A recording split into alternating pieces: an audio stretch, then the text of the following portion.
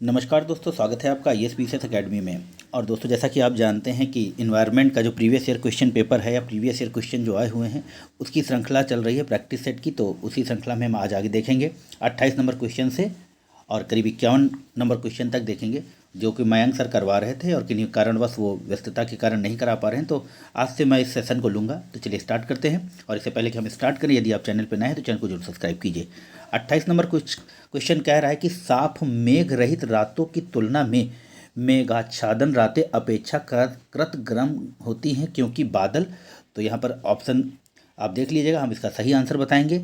तो option A होगा, पृथ्वी से छोड़ी गई ऊष्मा को परिवर्तित करते हैं। यह होगा इसका सही आंसर ए। नेक्स्ट क्वेश्चन देखेंगे। महासागरों में पाए जाने वाले प्रवाल भित्तियों के विरंजन का कारण है। तो क्या है? वह है option D, global warming. 30 number question कह रहा है कि क्वार्जाइट कायांतरित होता है। तो कहाँ से कायांतरित होता है? वह होता है बलुआ पत्थर से। ऑप्शन सी हो जाएगा। नेक्स्ट देखेंगे 31 नंबर।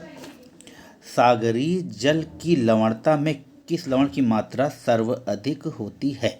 तो यहाँ पर 31 नंबर देख लेंगे और इसका जो होगा सोडियम क्लोराइड होगा। Option A. नेक्स्ट देखेंगे, रेडियो लेरियन किस प्रकार का ऊर्जा है?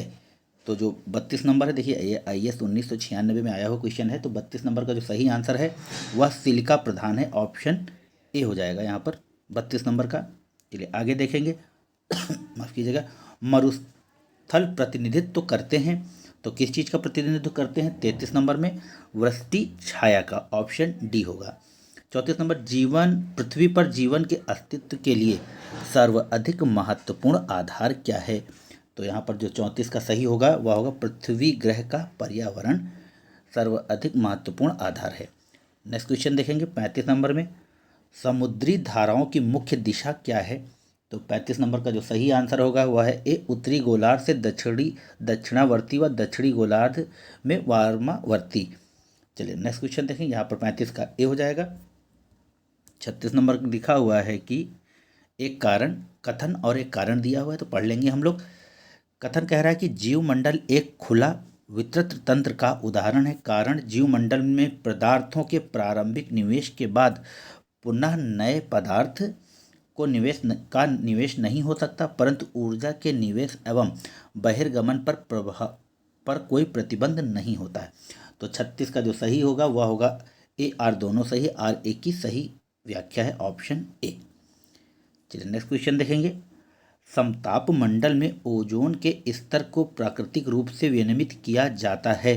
तो 37 का हो जाएगा यहाँ पर बी, नाइट्रोजन डाइऑक्साइड के द्वारा। PCS मेंस 2016 में आया हुआ क्वेश्चन है। नेक्स्ट क्वेश्चन देखेंगे। यह सभी प्रीवियस ईयर क्वेश्चन है, तो आप इस पर ज़रूर वीडियो देखिए ये, क्योंकि ये बहुत महत्वपूर्ण है और एग्ज़ाम में इस तरह के क्वेश्चन जरूर रिपीट होते हैं। 38 नंबर कह रहा है कि ऊपरी वायुमंडल की ओजोन परत का क्षरण निम्नलिखित में से किससे हो रहा है?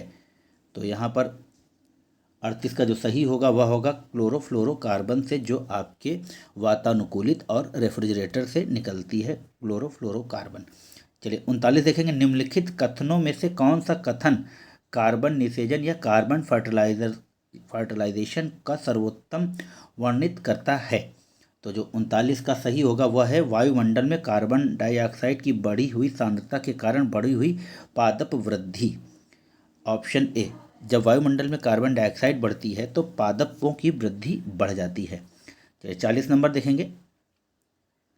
निम्नलिखित में से कौन से नदी तल में बहुत अधिक बालू खनन के संभावित परिणाम हो सकते हैं? तो क्या हो सकते हैं संभावित परिणाम? तो यहाँ पर नदी की लवणता में कमी आ सकती है, भौम जल का प्रदूषण और भौम जल स्तर के नीचे चले जाना। तो 40 का जो सही आंसर होगा वह होगा ऑप्शन बी, 2 और 3 दोनों सही हैं। चलिए नेक्स्ट क्वेश्चन देखेंगे। 41 कह रहा है कि निम्नलिखित युग्मों में से कौन सा सही सुमेलित नहीं है?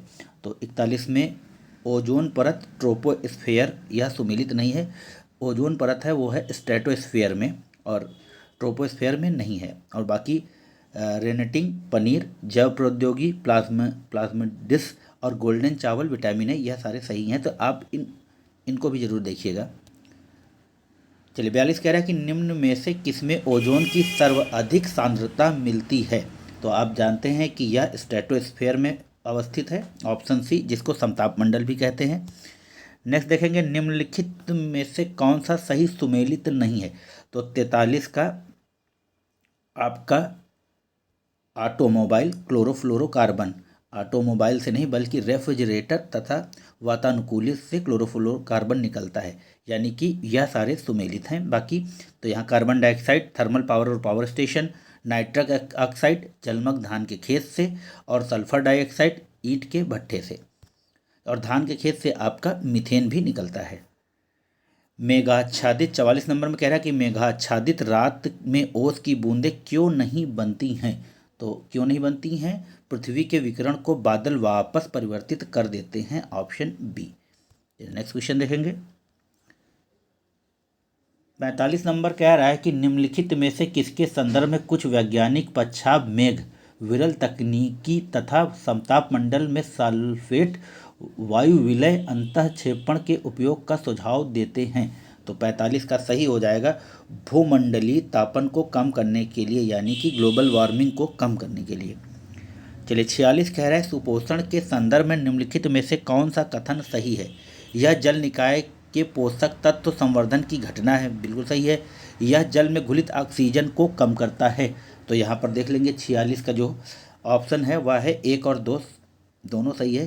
सुपोषण होता है, जैसे आपने अपने आसपास खेतों में देखा होगा या तालाब में देखा होगा, एकदम से पूरा पानी ग्रीन ग्रीन हो जाता है, तो वहाँ क्या होता है, यूट्रोफिकेशन यानी कि सुपोषण हो रहा होता है, और उस पर काई या जलकुंभी आ जाती है, और वही पौधे पानी से जितनी भी ऑक्सीजन है वो खींच लेते हैं, इसलिए यह जल में घुलित ऑक्सीजन को कम कर देता है, जिससे जलीय जीव जंतुओं की मृत्यु हो जाती है। चलिए नेक्स्ट देखेंगे। 47 कह रहा है कि जीवाश्म ईंधन के बाद भारतवर्ष की ऊर्जा आवश्यकताओं की पूर्ति के लिए दूसरा सबसे महत्वपूर्ण स्रोत है।